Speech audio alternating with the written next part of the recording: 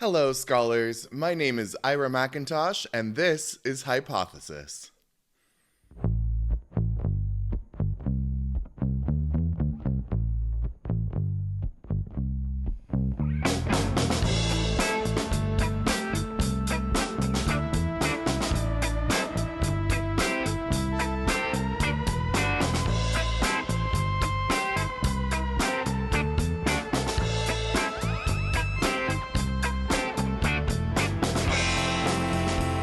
Hey, everyone.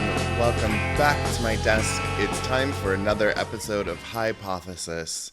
It's sorry that this episode is a little bit late. I've had some things going on in my life, and fun things like the podcast had to take second fiddle to it. So I'm glad to be back. I'm glad to be posting episodes again, and I'm so excited that you are here along with me on this ride.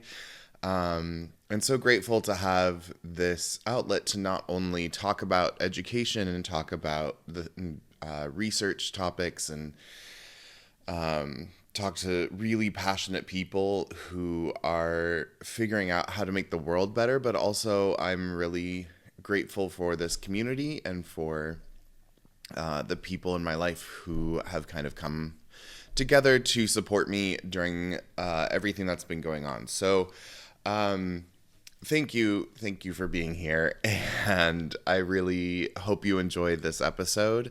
This was an interesting episode for me, not only because of the topic that we are talking about, but also because my guest is from Australia, and I really don't know much about Australia other than the Irwins and scary animals and an opera house and really good drag.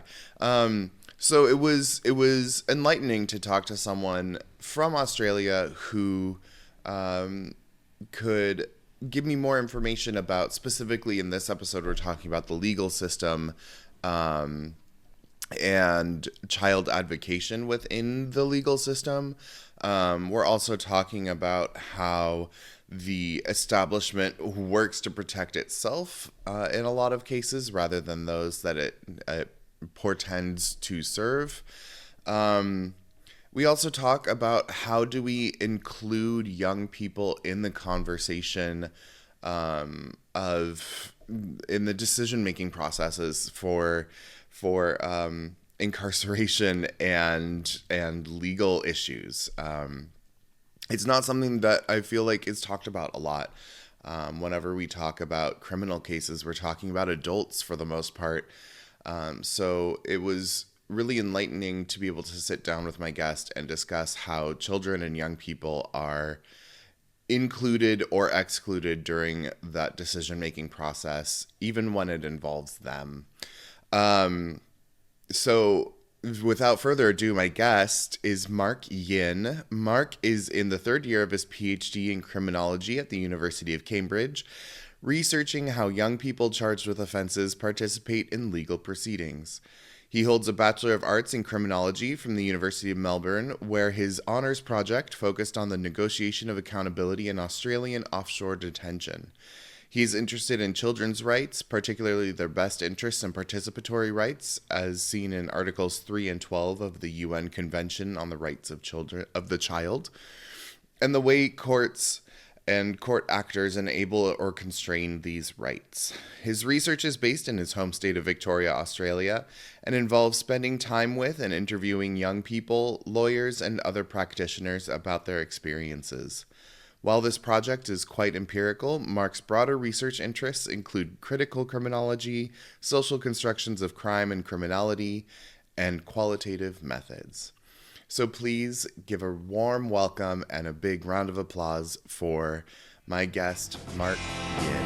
But yeah, it's been a long week, and I'm very ready to just sit and talk for a little while and not have other things on my mind. For sure, for sure.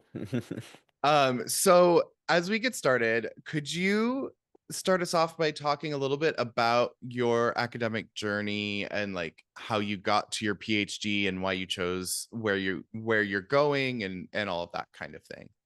Yeah, for sure. So my PhD currently is in criminology. I'm 2 years in, hopefully 1 year to go. But yeah, I was people often ask me like, did I come into it from studying law or from psychology? And the answer is I studied criminology like the whole time. It's very boring, but that was the only discipline I ever touched. I did my undergrad in Melbourne. I did my honors, which is like a master's equivalent, I think, also at Melbourne. Took a little bit of time off to kind of actually figure out what I wanted to do the PhD on. Um, and then applied to Melbourne initially because I really liked the criminology bunch there. But in the end, I was like balancing too many things in Melbourne. Like I was working at the same time and I was like, I can't mentally commit to this PhD. So I was like, let me move somewhere else. And so that's how I ended up in the UK. But yeah, that's sort of how I got here, I guess. I mean, that makes sense because when you're doing your PhD, sometimes you need to put yourself in a space where that's all you can focus on, Mm, even if it means removing yourself from everything that you know and going somewhere else. Like it uh research is isolating, not because you're sitting with your books, but also because a lot of us need that extra push to focus. yeah, yeah, for sure. So criminology, where did you why criminology? It's a really good question. I think at some level, like I did harbor dreams of studying law at some point.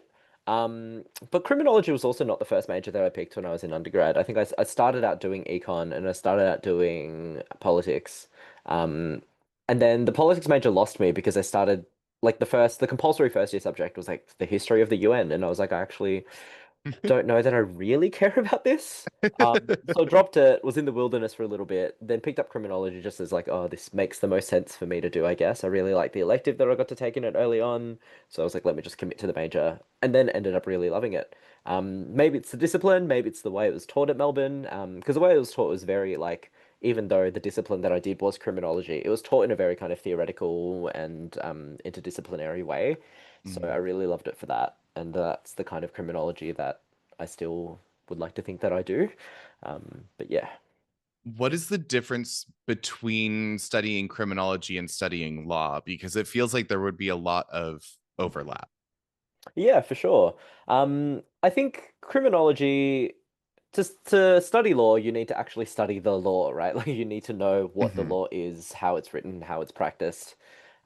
Whereas in criminology, the focus is much more on like people's relationship with the law, perhaps. Mm. Um, so it's looking at how we kind of come to learn the law and what relationships with the law can look like, whether it's relationships with policing, because that's often how people kind of encounter the law, or relationships with like legal education, with lawyers. Yeah, it's a much more kind of sociological, I like to say, kind of angle about the law. Yeah, I was just gonna say it sounds like the sociological side of government. Yeah, yeah, pretty much. And I think like the law is something that touches so many parts of our lives, right? Like it isn't Mm. just the criminal law, but it's also things like something that I really enjoyed studying was like environmental laws and like, whether people littering, people harming wildlife or environments, things like that. Just like the law touches on so many elements of our lives, right? So I think everyone has a relationship with it in some way, and that's what criminology is all about. So then like the idea that criminology is you're sitting there just kind of studying serial killers and stuff is not quite accurate. Not where I studied it. I think some people would definitely like some people that's what that draws them to criminology, and some people that is what they choose to study. But it's like I don't think there are enough like even though it's a very easily imaginable job to be like a sort of detective and a serial killer kind of investigator, there aren't enough serial killers in the world for there to be like enough jobs around that. Like that is just not what most crimes Mhm. are. So I'm sure some people study it, but for the majority of criminologists, not at all. So you're then looking more at like policy making and how policies are enacted and how people relate to those policies. Yeah, yeah, and what the impacts of those policies are on people as well. So the area that I look at specifically is youth justice, in my Mhm. home jurisdiction, and specifically looking at like the different ways that young people get to have input or not have input into the legal process when they've been charged with a crime. So it's kind of looking at how those systems affect the young people who have to kind of pass through them, and what a lot of the time what that does for their self-image and their ability to kind of express themselves in the way that they want to. How did you come to that topic? Because I guess I never really considered that children are allowed to have I don't know how to put this, have any kind of agency Mm, as it pertains to the law. I guess in America we think about like juvenile court is just like they get, no matter what, they get put in juvenile detention, no matter, like they don't get to plead their case at all. It's just adults enacting things on them is how we see it. mm, So mm, like what brought you to the point of realizing there was more to it than that? mm. I think that's a really good question. I think part of it is young people who go through the justice system as a cohort, and then part of it is the court system. So I think my thinking started with that particular cohort, and it was between my degrees. I was working in the youth sector at the time, and I think it was just like the way young people in the justice system were talked about and understood was very different to other young people. Other young people are sort of talked about as like hope for the future and all of that. But young people in the justice system, very different narrative. Um, it is an interesting one because I'm also a little bit like that sort of narrative about young people being the hope for the future is one that I'm increasingly, I think, critical of these days. But I can't tell if that's because I'm like decreasingly young at the same time. Um, Probably. I feel that. yeah, yeah. But yeah, I think it was that that drew me to that cohort, right? Just this idea that like it's a completely different cohort of young people. The youth sector in general don't really know how to talk about them. I think there's a real fear of like, what do we do? You know, like this is Mm, it like complicates the work of being a youth worker because I think in the youth sector in general, it's easy to talk about young people, hopefully, but then young people who've been criminalized have a such different relationship to hope and are thought of in a very different way, right? So it's like, how do we think of them? How do we work with them? And then the court system as well, it was, I guess what drew me to that is the fact that it's like the least kind of documented process of the criminal law, in that like we have a lot of knowledge about the police and basically like the way that they contribute to young people and all kinds of people being criminalized. And we have a lot of knowledge about prisons as the sort of, yeah, the endpoint of our criminal justice system, but that kind of middle process of like how people get from A to B is less well researched, I think. And mm, I think that like it's also the place where there's the most room for resistance. I know that it's a very adult bureaucratic process, but it's like it's not a place where if you speak up for yourself, you're gonna kind of inherently get like punched by a cop essentially, right? mm. And so there is room and there is professional support in the form of defense lawyers to kind of help make some sort of a case or at least do something to protect the interests of the young people in there. So I think I was interested in understanding, yeah, how that worked, the extent to which it works, because it may not be to that large of an extent, but yeah.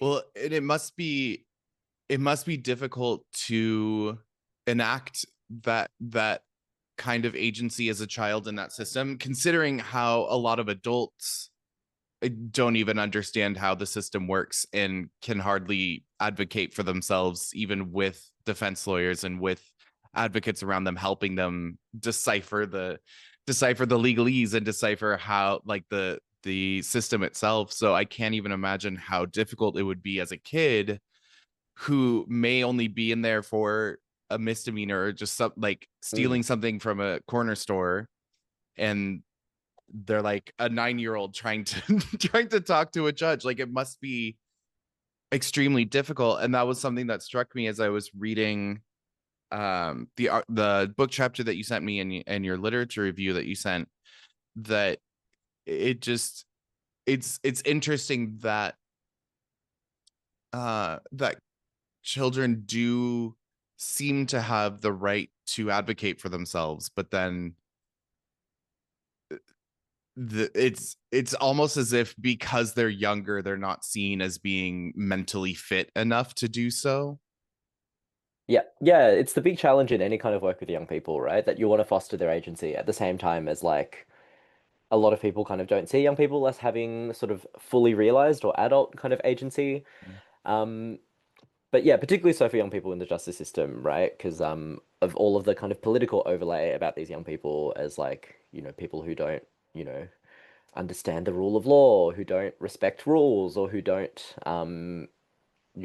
for a lot of migrant young people who haven't assimilated, who haven't fitted in to our values or whatever. And it's just really interesting because a lot of those young people, the ones that I've spoken to at least, they tell me, like, I asked them, did you say anything in court? And they were like, no, I didn't even know we were allowed to talk, which I think is such an interesting thing because it's like, Yeah. they actually do respect rules fundamentally. Like they've sort of come Mm. to realize that this is a rule of court that they shouldn't talk, or that the defense lawyer has given them that rule that they shouldn't talk, and they follow it. And so I find that really interesting because it's like it kind of shows how much overlay there is with the fact that like the legal system is not one that respects them. When Mhm. it's kind of presented to them in a respectful way, when it's kind of by a defense lawyer, for example, or when it's kind of, I guess, when there's less. It's I don't really know how to put this. I guess it's just when there's like less kind of overlay around stereotypes about like who this young person is, then it's like they feel more Mhm. comfortable kind of following the rule that's there, the sort of unspoken rule that they're not meant to say anything. But it is also like a disappointing kind of thing, right? Because I often think if they Mhm. got to say things, it would be a much more powerful experience for everyone involved. Well, it it seems like it's also sort of a remnant of the court system seeing them as not less than human, but unable to have any choice in how their life is going because they are younger, and so they don't think that they need to have that say.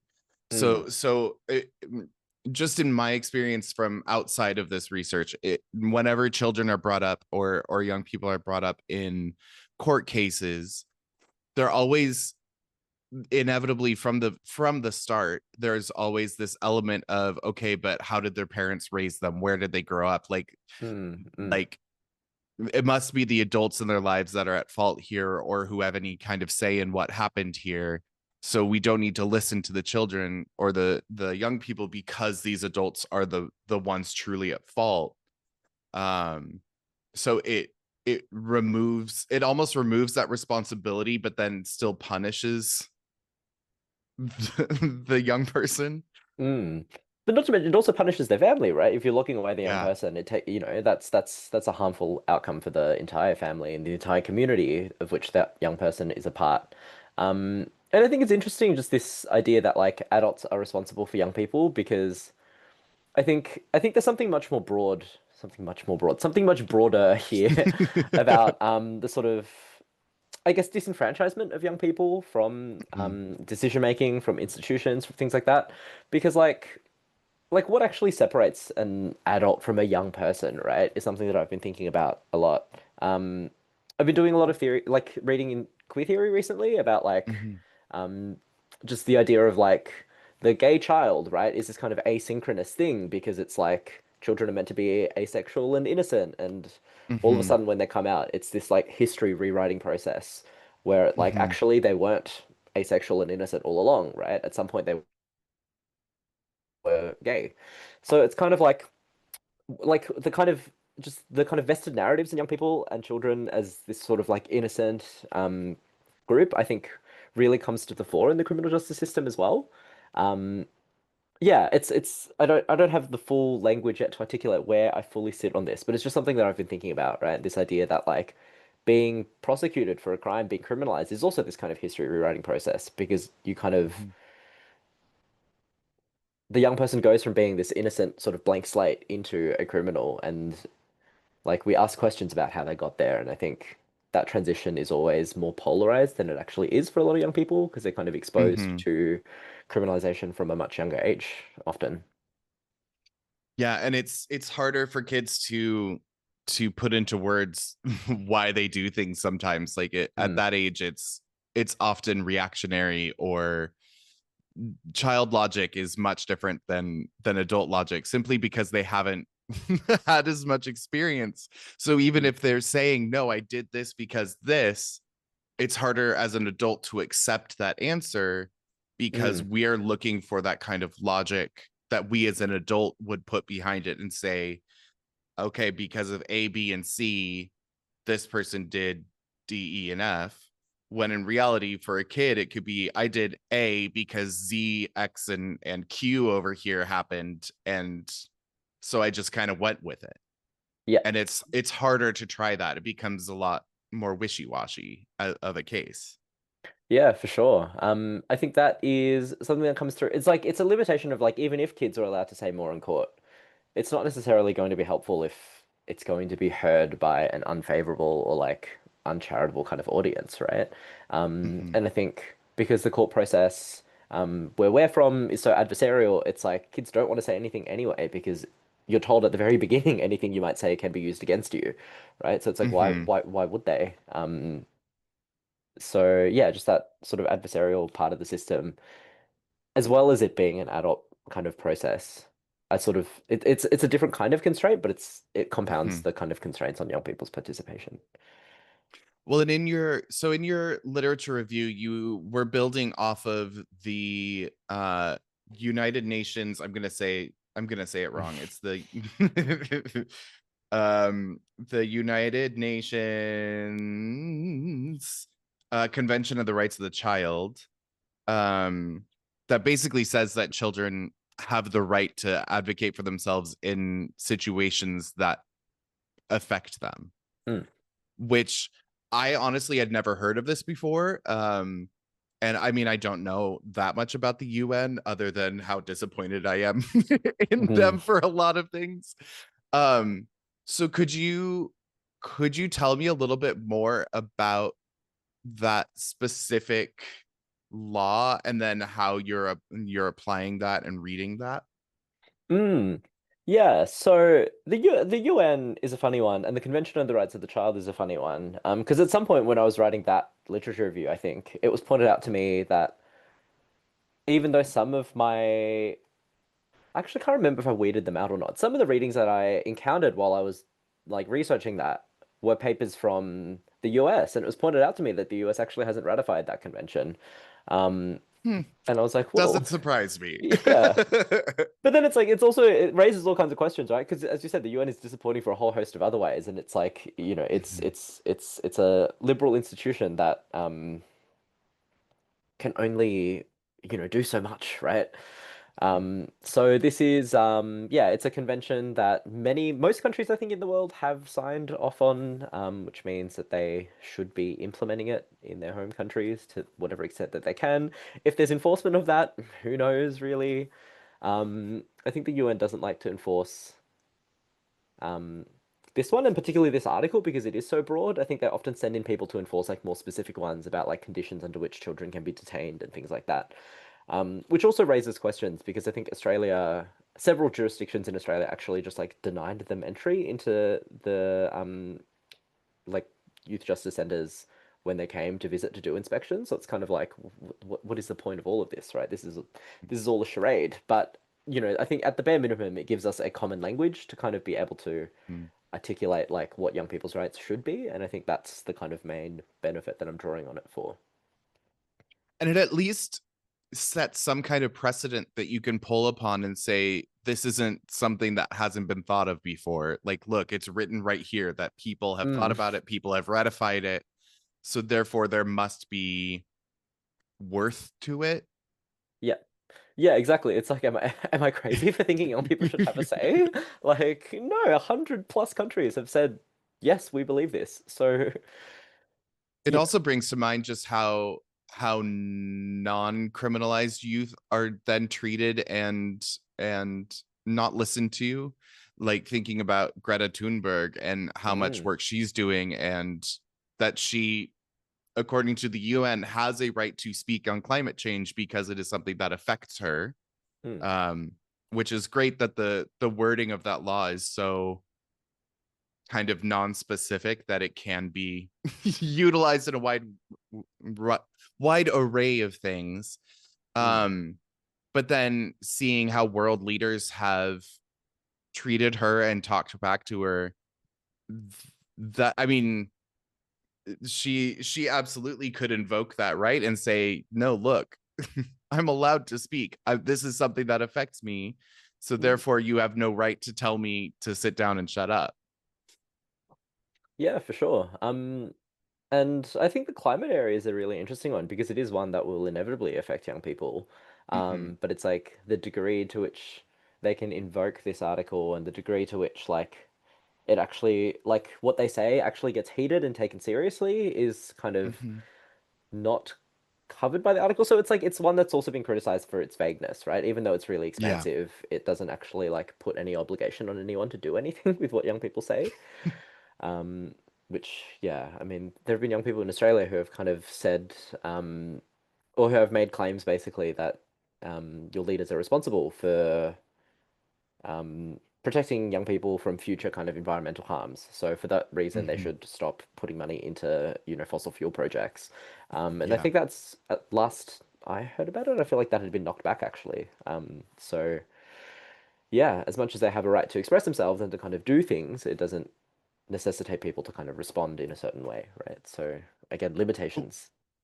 Well, and why do you think that is? Because the book chapter that you sent kind of touched on some ideas behind why courts won't necessarily listen to young people. But what are your thoughts on on why it's such a risk to listen to young people in those situations? I think with the environmental one specifically, it's like it would disrupt everything, right? It would be really, really disruptive in like a good way. Yeah. But it would be disruptive. And I think, yeah, liberal institutions are sort of set up to protect the establishment as much as the establishment is just not working for young people. Hmm. Yeah. I mean, I think about this a lot, not in terms of criminal law, but in terms of, at least in the US, the age at which you are allowed to run for certain offices and hold certain Mm, both state and federal positions. mm, Um, like in some states, you can be a governor of a state at 18. mm, You can be a representative at 18 or 21, depending on a state. You can like the ages are so young, and yet we're not telling young people that. mm, And you go up to a lot of people who are under 30 and tell them and ask them why they haven't run for office yet, because they seem like really into politics, and they're like, oh well, I'm young, I can't do that. And it's like, well, actually you can, we're just purposely not telling you, apparently. mm, um mm, and and I that's one reason why I'm such an advocate for young people running, even if it's an 18-year-old Republican who wants to run, like, fine. mm, mm, You're still the voice of the next generation. We need to not have people making laws are who are not going to have to deal with the after effects of the laws that they're making because mm. they're so old. Um but yeah, it, it even has worked its way into that in terms of both dissuasion, saying that you're too young, no one's going to take you seriously, so don't run, Mm. or on top of that, just not telling them that they're even allowed to participate in those things. Yeah, yeah, for sure. I think Australia, in its last batch of federal elections, just voted in, I think, the youngest senator that we've ever had. Because our Senate is proportional, so it wasn't like I think she was somewhere in the middle of the ticket, wasn't really expecting to necessarily have a guaranteed seat. In the end, that the Labour Party got enough votes to get her up. And so it's been really interesting watching people's responses to that as well, right? And not like this is, I think it came out today, one of like four people in the entire Australian Parliament who have student debt. And I'm like, that's crazy. But that's like, and I think she's still a student. She might be currently accruing that student debt. But Yeah. I'm like, this is, wow, it's like, at the bare minimum, this is somebody who has something in common with the average Australian more than anybody else, right? It doesn't, like I think we can't put too much hope in it because, we can't. I think No. it's unethical to put that much pressure on that one person anyway, and it's also like they are part Yeah. of the machine, like they are part of one of the major parties, like. But But at least it's someone who has skin in the game. There's someone mm, who is actively being affected by the things that they are voting on. Um, and whether or not there's someone that we agree with, there's someone that has that firsthand experience and can bring that experience to the table in terms of policy making. And I think that's something that a lot of people downplay with young people is that, oh, they Mm. can't have had any experience because they're so young. It's like, well, sure, they haven't experienced 30 years of something, but they also can look at their bank account and see thousands of dollars of debt accruing. Like Yeah. it's not that's not something that they really have to deal with. Mm. I mean, that's that older generations have to deal with. Mm. Yeah, 100%. It's like when you look at elected leaders, it's like how many of them are like landlords rather than renters, right? Like what you said, skin in the game really, I That think, part. captures it. Um, and I'm just thinking about like, bringing it back to criminology again. It's like so few of them have had experiences of like the punitive side of the laws that they're enacting. So few of them have been incarcerated in the past. So few of them have had, people that they know even go through the process. I think it's just, yeah, when people know what the impacts of the laws that they're voting on are, is something, right? Yeah, absolutely. And I think that's one reason why uh I mean recently I know you're not necessarily apprised of US politics. But I think that's one reason why the New York City mayor race has been so well covered by the news. Mm, And I'm even seeing it on the news over here in France. Like it's because we're seeing young people's voices matter in that mm, race, and we're seeing candidates who have been affected by laws and have family that are affected by laws actually running for those positions instead of people who are multimillionaires or billionaires running just because they have the money to when they're bored. mm, And so they're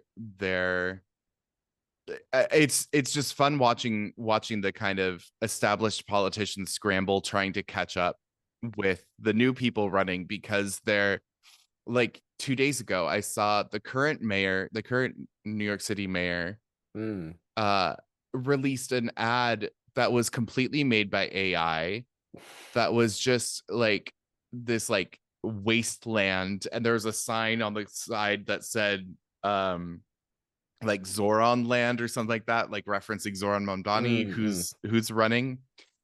And like the whole thing was just made up, and it was this AI voice talking about how horrible the city will look, and it'll be basically a post-apocalyptic bomb site after if he becomes mayor. And everyone in the comments was just like, you have no idea how to talk on this level, mm, mm. because he's talking about actual things that matter to the average person, and you've never had that experience, so you can't combat the experience at all. Yeah, 100%. That is one election that I am following, and it's just like I don't know what on earth would make Eric Adams think that like he has any chance of being re-elected. It's like just yeah, I feel like It's yeah. truly wild. It's truly wild.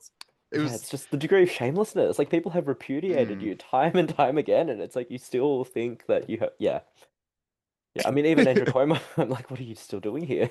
Like, but So anyway, I mean, going back to your research.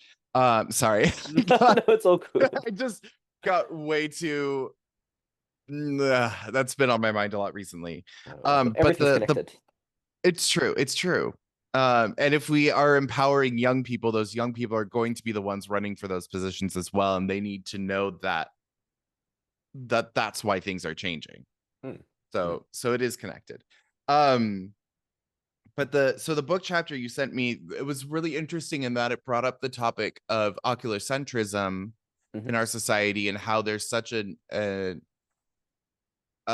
impetus put on visibility, and how you can't uphold the law unless the law is visible to people. What did you take from that for your research, and why did you see that specific theory as important?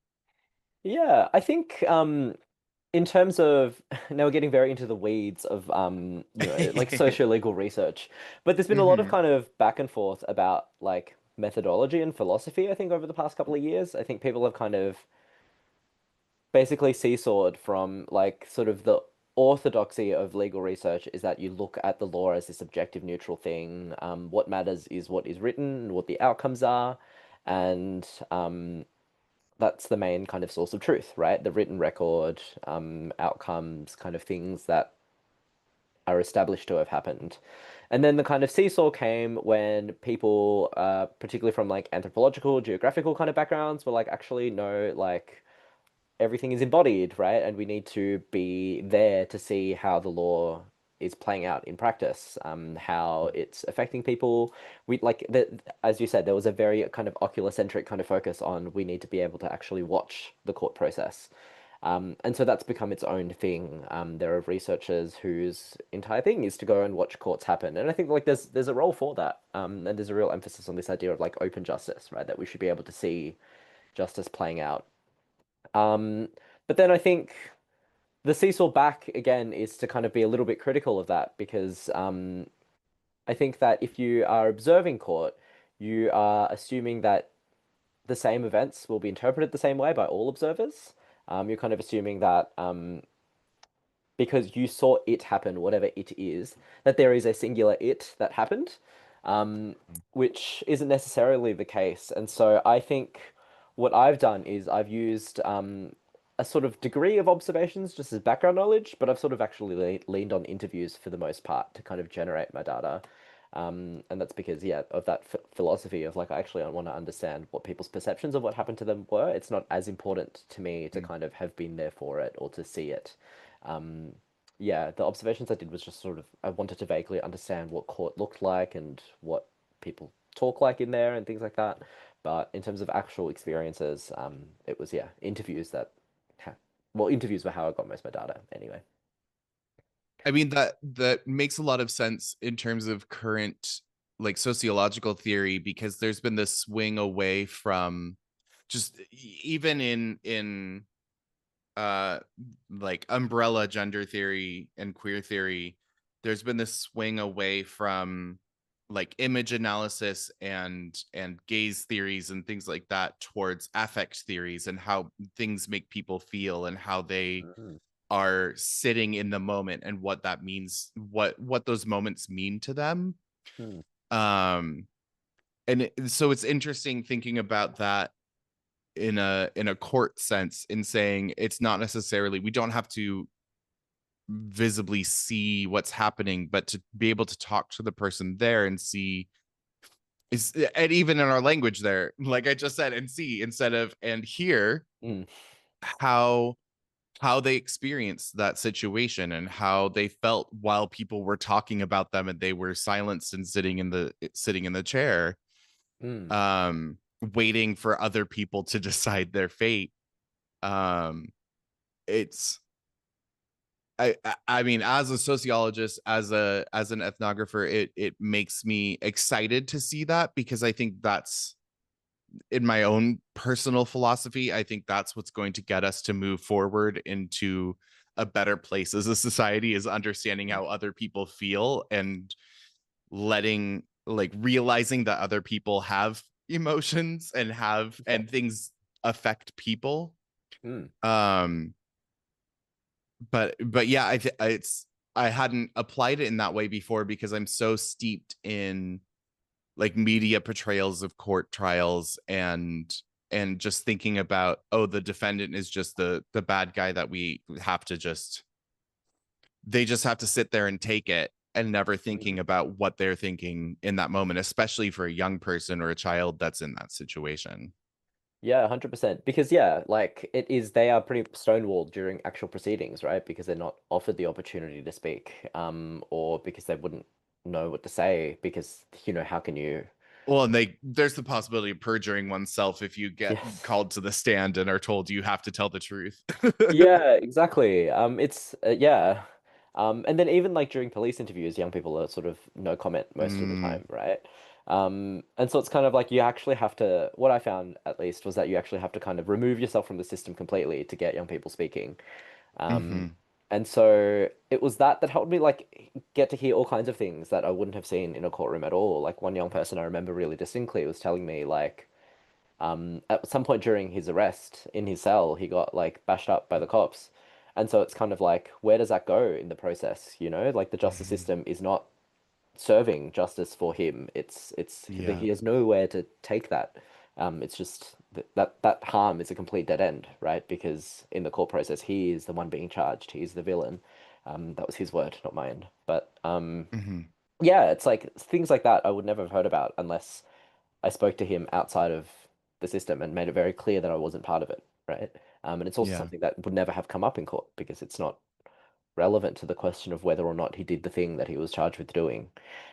So yeah, it's just all kinds of things you don't get to see through the court process. It really is like it's a performance at the end of Yeah. several stages of preparation and rehearsal and questioning and Oh, assessment. yeah. Yeah. There's a reason why lawyers are encouraged to take acting classes because Mm. you don't have to actually have the truth. You just have to convince a jury. Mm. Even if the judge doesn't necessarily agree with the jury, they have to do the jury is there to give the final pronouncement of guilty or not guilty.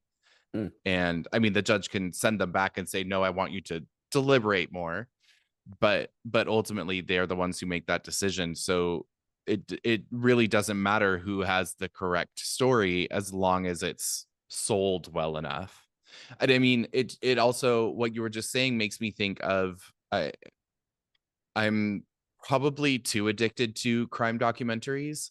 um I love turning them on in the background just because I love hearing how people work, and there are some very strange people in some of those documentaries. But there's a very famous one that now has two seasons, and hopefully eventually we'll get a third once the court case is finalized, and who knows how long. But Making a Murderer, Okay. where it's about this man who was accused of a murder. um, and I'm not going to say whether or not he did it because he's been in and out of jail, and who knows at this point because the evidence is all over the place. But what it does make me think of is his teenage nephew was roped into it via an interview that a police officer uh, held with that teenager without a parent or a advocate in the room, and I think he was 15 at the time. Mm. um and you watch the it went all the way to the Supreme Court, and even the Supreme Court was divided on whether or not it was admissible.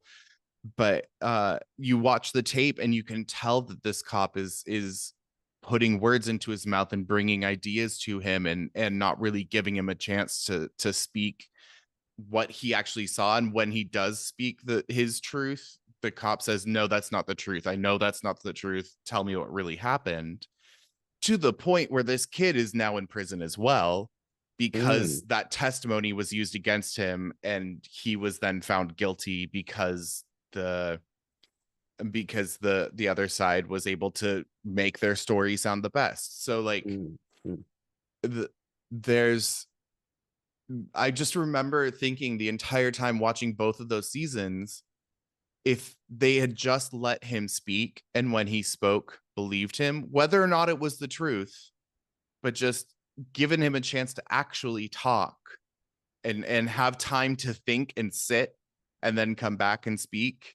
Mm. um I mean, it's difficult because when you're talking about kids, you also have manipulative adults around them who are trying to get their own story put through as well, Mm. both in the family and in the law side. But yeah, it's just, I just was hitting my head against the wall because I was like, this kid clearly has some information, but now it is so buried by all of these adults around him who are just trying to get their own narrative Mm. pushed Mm. through these interviews. Yeah, yeah, for sure. Yeah, I mean, if we're thinking about the criminal justice system specifically, so many of those opportunities for young people to give input are like so structured by adults. And structured is a charitable way of putting it, right? A lot of the time it's Yeah. structured in a way that's quite coercive or quite restrictive, quite limiting. So it's kind of like just because somebody said something under duress or whatever doesn't mean that they actually believe it or doesn't mean that it's the truth. Hmm. And so I think what you said there about like, what if everybody just afforded that person the grace of believing what they have to say, I think is something that like extends so much further beyond the justice system, right? Because, Yeah. often I think about like the fact that there's a cop within each of us. when people tell us things, that can be our first instinct, right? When people tell us that they've Hmm. done something or like anything like that, like our first instinct can be to really interrogate it, to really question it, to really kind of establish yes or no or something in black and white. And I think there's just something to be said about like reflecting on how, we each have a cop inside us and we need to like really suppress that, right? We really need to unlearn that, I think. I think that's really important for just being social beings in general. Yeah, I think there's definitely a line between being curious and wanting to ask questions, but then also taking people taking people where they are. Like Mm, they're as humans, we do like to know and we do like to inquire and we do like to follow up and we want to know all of the nitty-gritty about everything all the time. But there are just so many situations where you just have to stop and listen and let someone speak. mm, And I mean that goes for criminal justice, that goes for uh meeting someone on the street, it goes for listening to someone when they tell you their identity. Like it's just mm, it's we are just so programmed to not believe people unless they're people that we're told are the ultimate authorities, like a policeman or like a judge mm, or like mm, a school teacher or like the few authoritarian figures that we're told you have to believe them, even when it might be better to question them. And then everyone else were just like, no, you're not worth believing because you're not one of these five professions. So therefore mm. you must not have valid say at this point. Even in your own life, you can't have a valid opinion about yourself because Yeah. this person over here is the one who has the authority and they're saying that you're wrong. Yeah, absolutely. What you said about, yeah, like gender identity is such a big thing that we're seeing in the world, right? People, trans people are coming out and saying, I'm a man, I'm a woman, and people are just not like, there's all kinds of policing that happens around that, and yeah, I think the caste rule is so pervasive, and I think, that's not to bring this back to criminology and get all corny, but like I think that's what criminology teaches us to like interrogate, right? I think it's Mm, about the caste rule and it's about um, the you know the different ways that people police other people, whether or not that's the literal police. mm. Do you I, I had like six questions all come to my mind all at the same time and they got jumbled up and now I have no idea where I was going with that. But but yeah, it's I guess I to stand on a soapbox for a brief second. Yeah, it's really frustrating that we are told, at least in Western society, we're told who these authority figures can be and what they look like and what they act like. And like there's this prescription for who we can believe. And that's Mm, usually cis straight white men. Specifically wealthy cis straight white men. mm, Um and if one of them is contradicting anyone else, then they're the opinion that we move to and they're the voice that we hold as the authority. Like for instance, RFK Jr. in an interview saying we should stop believing experts. Like mm, literally verbatim, not making that up, not uh hyperbolizing what he said. He literally said we need to stop believing the experts. mm, And because he's the one that said it and because he's the Secretary of Health and Safety in the United States, people believe that. And all of a sudden, he's a voice of authority in issues of all sorts of things that he's not qualified for simply because of his status as a rich, straight, white, cis man. mm. Um, and those are the people that we need to be questioning. Yeah, 100%. I think something that I think about all the time is like the really gendered language of describing someone as a snake, for example. And I'm like, those Mm, men in power, they are the biggest snakes out of everybody. But like yeah. that's a word that's so rarely used to describe them. And like, yeah, that was a very specific thought that came to my mind then at least. But I feel like there was something broader that I wanted to say, but it slipped my mind now just because I wanted to make that point. But I mean, vocabulary is a conversation that I've been having a lot lately mm, because I feel like we are in like we're out of the information age.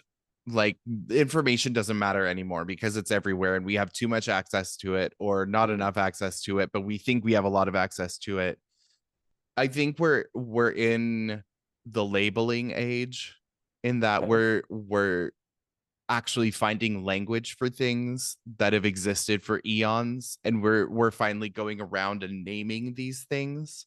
Mm, Um like like for instance being able to label transness, that's a new thing.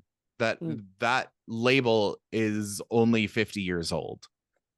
um but being able to name what we're going through and name the things that we as a society have not been able to define in the past. Um and so and and because of that we're hitting this wall over and over and over again of people saying, oh, this must be new, oh, this must be a trend, oh, this must be something that doesn't hold any water because I've never heard of this before. Like mm, the argument of autism didn't exist when I was a kid, kind of a thing, because there was no name for it then, or they weren't testing in that way, or they're just we didn't understand fully what it was, so we weren't able to ascribe that to someone and help them in the correct way. mm, Um, so we're it's kind of like when you're watching, this is, now I'm getting corny, but it's like when you're watching the ocean and you're seeing a wave hit the shore and the one wave is going out and there's another wave coming in on top of it and you're seeing mm, them hit, and that's what causes that roll over to create the actual wave, is the first one going back into the water as the next is coming in. And that's that point that we're at in history, is we're now in a place where we are helping society so much by progressing our vocabulary, and yet there's this older wave of people who just can't understand that they're it's not new things, that we're just able to talk about things that have existed before. mm. Yeah, that's so interesting. The imagery of the wave, I think, is really interesting. I have a mate who's really into dialectics, and I feel like he would have a field day with this because I think that's kind of seesaw. We've talked about it in all Yeah. kinds of forms, right? We're talking about it with like research methodologies. We're talking about it, with Mm-hmm. all kinds of, and it's just yeah, it's that kind of back and forth of this is what things were once like, this is the kind of reaction, and then there's, equal and opposite reaction, and it just kind of, I think that's, I don't have a really good grasp of, dialectical theory, but I think that's the idea, right? That like things exist one Yeah. way, they go the opposite way, and then they kind of bounce back and forth. I mean, even with young people and, the Mm-hmm. kind of Gen Z, the younger end of Gen Z kind of going conservative and Mm-hmm. in all kinds of ways, right? And that being a kind of reaction to the sort of golden age of liberalism. Well, the reaction to Gen Xers and millennials who are having these young kids who are just like, yeah, do whatever. Like we didn't have any rules as kids, so I'm not going to make you have rules. And Mm, then the mm. the young kids being like, okay, but the world's different. We kind of need some rules. We don't know what's happening, Yeah, and so yeah, then that's causing that switch to conservatism because they're just like, okay, give us yeah. something. We need something tangible, and we haven't been given anything tangible. Mm, mm. Um, but so okay, so what is next in terms of your research? So you've published this literature review and talked through kind of some of the previous literature. What were some of your findings from those interviews, and where's that driven your research? Mm. I think this would be an easier question to answer if I had actually transcribed all of my interviews, which I haven't yet. So at the moment, I'm sort of about halfway through transcribing my interviews. And at the moment, most of what I've got are like sort of like idea buckets. I like to use the word bucket a lot because I like to Mm, organize my thinking that way. And so I've got these buckets around um, different themes. A big one is time. I think I was talking about that a little bit before, just kind of how criminalization is a thing that rewrites your history in a certain way, right? So there's kind of a bucket there. There's a bucket around like space and place as well, and like what it feels like to be Mm. physically in the courtroom, things like that. There's a bucket around like narrative and kind of the different ways that young people are kind of fighting an uphill battle against, these kind of these kind of ascribed narratives about who they are as people, which was the kind of subject of that literature review, and just kind of everything's kind of swimming around in a bucket right now, but I don't really have like findings distilled yet. But I think my next step is, yeah, finishing transcribing all my interviews, sorting things into buckets, and doing some more thinking around each of them. I love that idea of putting things in buckets because in my master's program, they just said, okay, now code your interviews. And Mm, that's basically what you're doing, but just in a much more understandable way. Because they told us to do that, and then all of us were just like, okay, great. What does that mean? And they were just like, just code it. And we were all like, mm. okay, I guess we'll find some major themes and see what comes from that.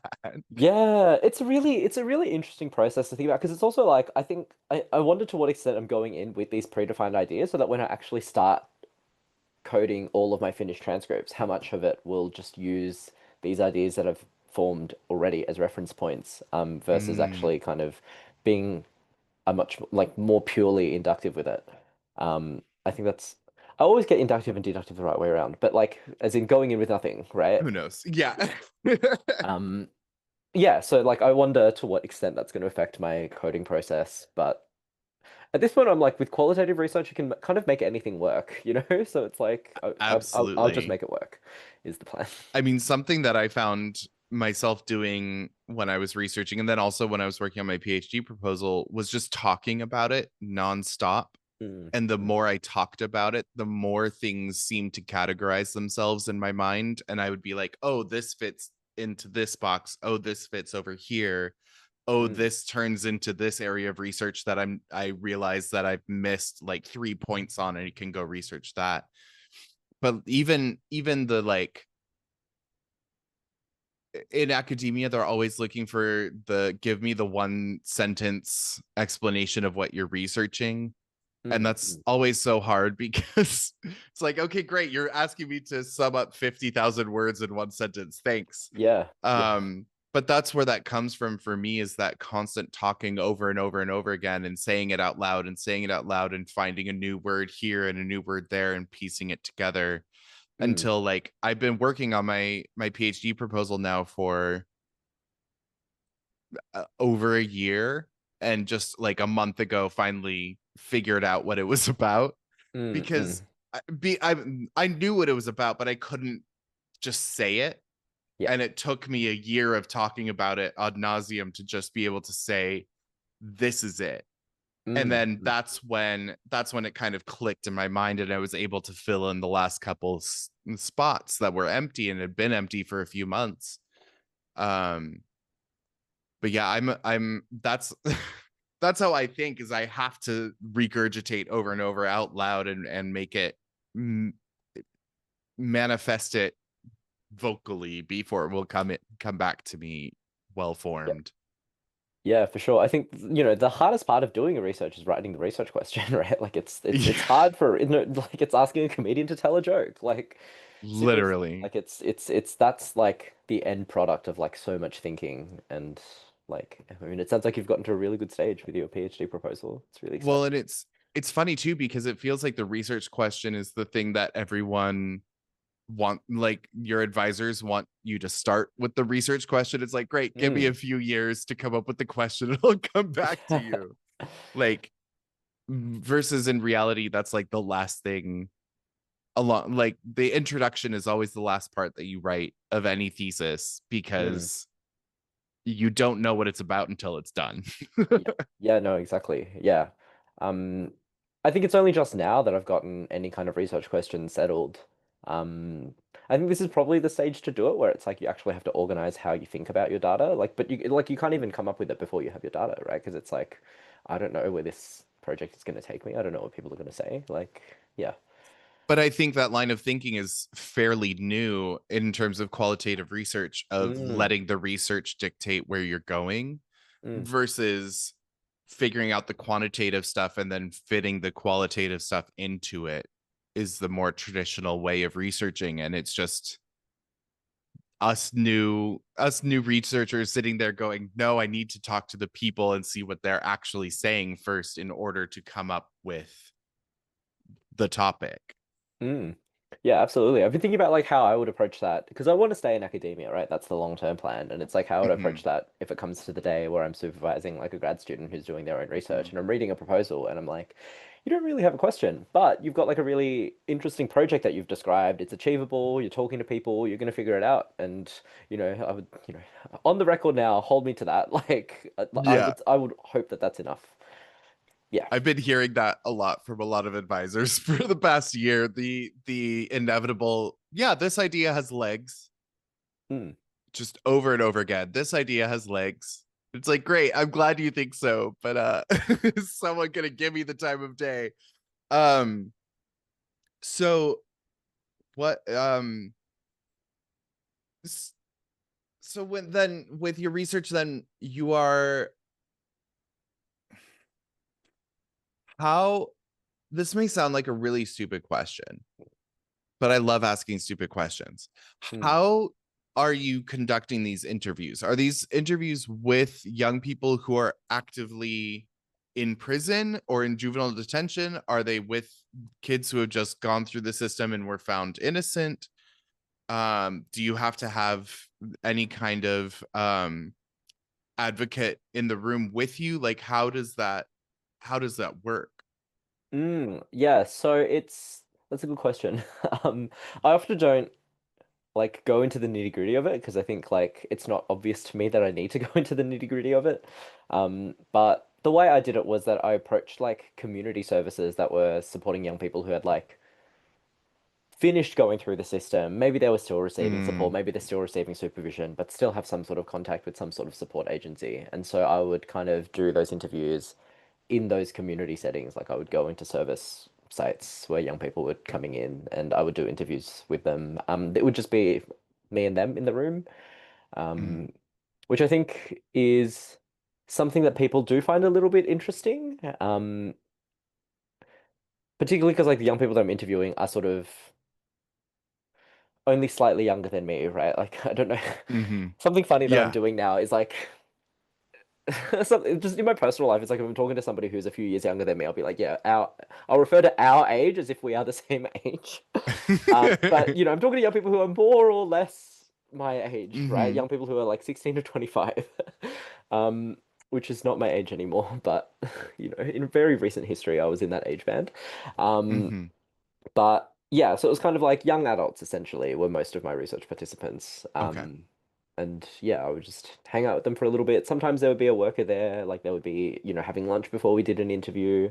I would, hang out with them and then I would go and do the interview with them in a room somewhere. Yeah. Mm.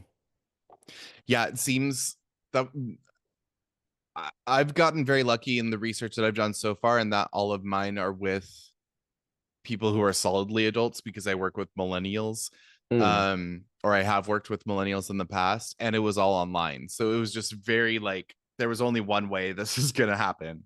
mm, But I can only imagine how you would have to consider as you're working with young people, especially people under the age of 18, uh, how to get those interviews and do it ethically, because ethics in research are usually just like making sure that you're staying true to what the interview says, but then you add this extra layer of, okay, and this is also a minor. mm. Like that, I can only imagine how nerve-wracking that process could be.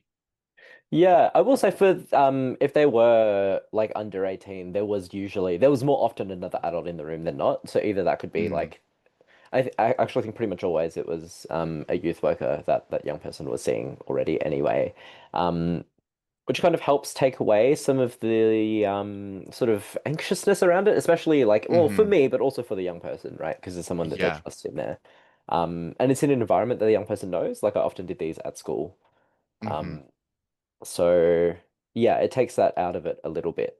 Um, but yeah, it's also tricky because as a researcher, like you're not actually like you don't actually get training on how to do these interviews often. You're kind of No. just you just go and figure it out. And I think like surely supervisors, I guess. Well, the only scrutiny that would ever be subjected to is a supervisor looking at your CV and being like, based on this experience, can this person go and do interviews? Can this person be trusted to go and be in Hmm. these spaces? But really, I'm not actually sure that there's that much rigor around it. And I wonder, again, this is something I wonder when I'm on the other side. It's like, how will I know if this person can actually go do the project they've described as well? Like, it could be a great project.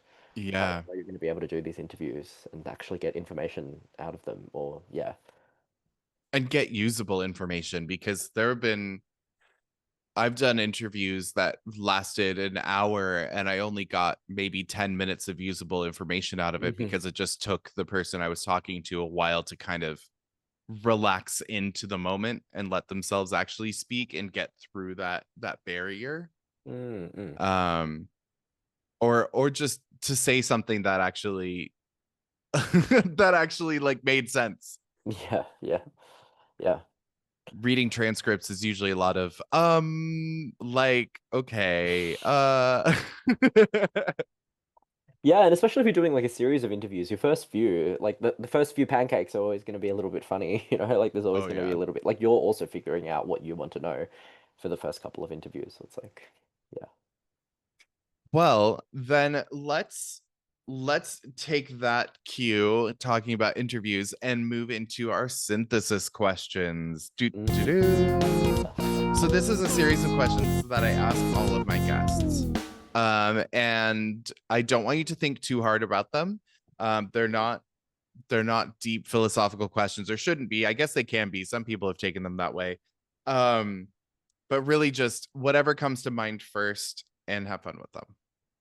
Hmm. So here we go. So question number one, what is your typical executive dysfunction and or rest day activity? Oh, that's a really good question. I'm trying to think of the last time I had one. I think I just like I was gonna say, do you give yourself rest days? I definitely do. So that sentence of like, I can't remember the last time I had one wasn't meant to be a flex. Like this is definitely something that happens to me. I think what happens though is that like I obliterate them from my memory afterwards to kind of Mm. maintain the narrative that I'm a fundamentally productive person or whatever. So they do get obliterated a little bit. I think I literally just like stay in and watch TV. Like I'm yeah, but like really mindless TV. I think I've been working Hmm. my way through the middle recently. Okay. Um, yeah, old kind of sitcom, but it's easy, accessible, feel good kind of TV show. But yeah. I absolutely get that. What is your favorite setting for working on your research? I like going into my department actually. Yeah, I know people prefer libraries or cafes or things like that. I mean, I think those are common anyway, but I actually really like my office desk, so that's the one for me. What is one thing an advisor has told you that has stuck with you? And this could be good or bad. Yeah, one does come to mind. My current supervisor has accused me of liking to hide behind emails. Um, Mm, yeah, because I was a bureaucrat between degrees, and so that like I'm really comfortable with the idea of an email thread back and forth. It's all written down. yeah. Everyone knows what's happening. And she was just like, Mark, you need to pick up the phone. And I was like, oh, But then it's not written down. And what if I I forget know. about it? I need it on paper. Yeah, and it's like, what if they forget about it, right? Because like Yeah. it's really hard to line up interviews and stuff. This is around the time I was trying to line them up, but it's like if Mm, you don't have an email of this, I think you will forget about who I am because I am not your day-to-day work. So I need an email yeah. there to like keep the thread going. But maybe that was all in my head, you know. I think people do remember who you are. People do remember people they've spoken to. Yeah, I think a lot of that was in my head, but I needed to hear that from my supervisor anyway. If you could choose any other area of research, what would you choose and why? I think. I will give like a good faith answer to this question because I could cheat and just say like sociology, which is something really, really adjacent. Um, Yeah. but I do think I'd really like to be in like gender studies, which is still kind of adjacent, but like it's something I've been thinking about more recently, and it's just like so many things about the world are so gendered, and I would love to learn more about that. It's a fun area, but I'm a little biased.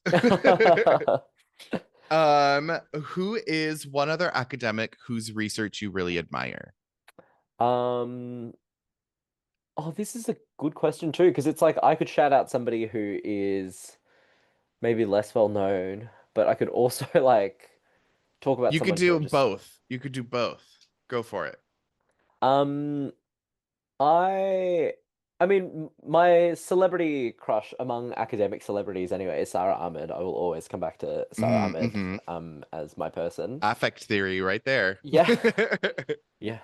But I feel like Sarah Ahmed doesn't need the shout out, so I'm like she's yeah, as to me she's a celebrity basically anyway. Hmm. Um, Somebody who maybe is like less so well known, but is a name known to me by spending many years at Melbourne Uni is Diana Johns. Um, Okay. so I worked with her briefly before I came here for to start my PhD here anyway. And yeah, she just writes a lot about young people in the justice system. Has a book chapter about children and their experiences of time, actually, which Mhm. has been really kind of eye-opening in the sense that that has like that is what made me realize like oh this is actually something that can be written about and looked into and it doesn't have to be like asking people specifically about time, like because it'll come up in your interviews about Yeah. other things, but yeah, it was a real kind of like you don't need to ask people about your research question for them to give you information that answers your research question. So Hmm. yeah. Cool. And then what is a question you've never been able to answer? Mm.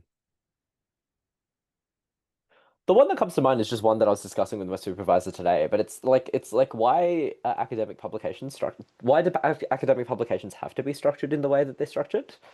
Mm, Because like there was a bit where it's like I wanted to talk about quotes that I'd gotten in a literature review section of a paper that I'm writing, right? And it's like my supervisor was like, you probably shouldn't introduce these before you've introduced your actual methodology and describing your research.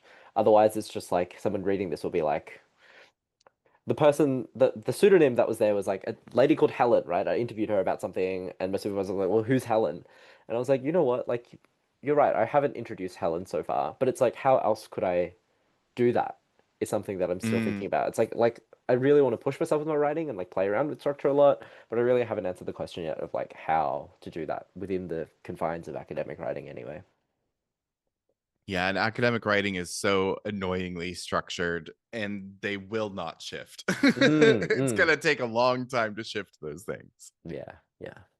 And then the last question, what font do you wish you could present your research in? Oh, especially when it's like written products and not like literal presentations, written products always Times New Roman.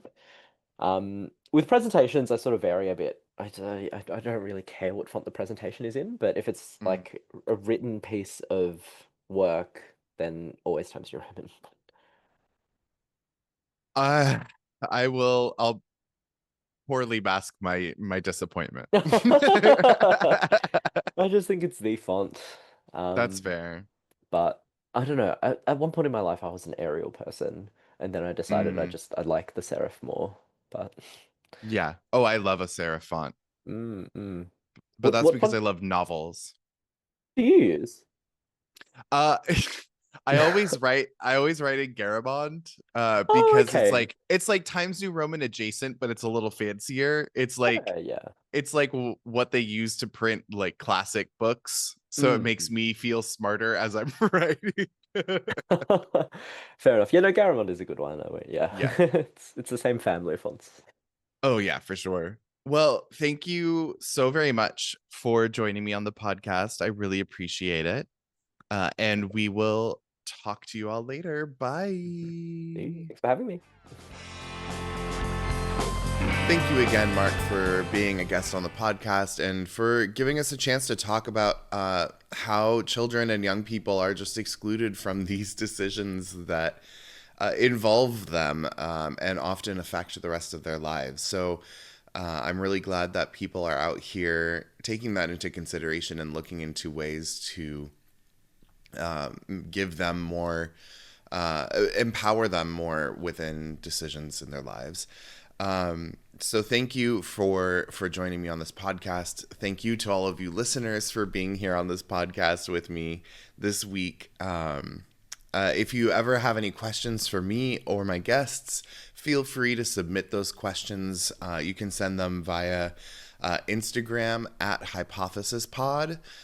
Just slide into those DMs and send us a message with your question. You also can send us an email at podcasthypothesis@gmail.com. That's podcasthypothesis@gmail.com. Or you can submit an audio question at speakpipe.com/hypothesispodcast. That's speakpipe.com/hypothesispodcast. As always, you can find the articles discussed in this week's episode on my Substack. That's iramcintosh.substack.com. Or you can go on Substack and search The Gay Ethnographer. Please follow all of our socials. Like I said, our Instagram is at hypothesispod. You can also find me on Instagram at Ira A. McIntosh. That's Ira A. McIntosh. No A in the Macintosh. The A is before it. Just type in Ira A. M. and it should come in. It'll all work out. You can also find me on TikTok at The Gay Ethnographer, on YouTube at The Gay Ethnographer, and stay tuned for other things coming. There's some cool things coming, so keep your ear to the ground. You never know what might happen. Please subscribe, rate, review, and share with all of your friends. This is the best way to grow a podcast is by word of mouth. So thank you so much to those of you who subscribe and listen every episode. Please share this with your friends. The only way that we can fight misinformation is to bring everyone into the same community and open up new ways for people to think. So that all depends on you. So thank you so much for being here. Let's fight misinformation together. Have a wonderful day and go read a book. Bye.